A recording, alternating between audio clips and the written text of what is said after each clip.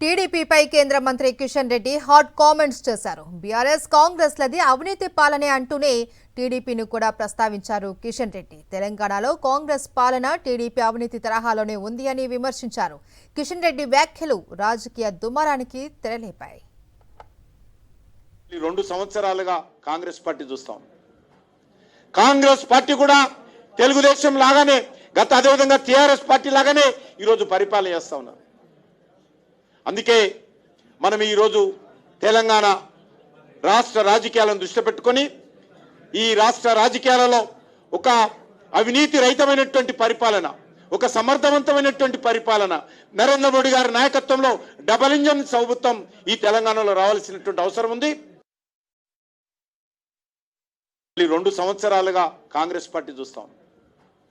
Congress party కూడా తెలుగుదేశం లాగానే గత అదేవిధంగా టీఆర్ఎస్ పార్టీ లాగానే ఈరోజు పరిపాలన చేస్తా ఉన్నారు.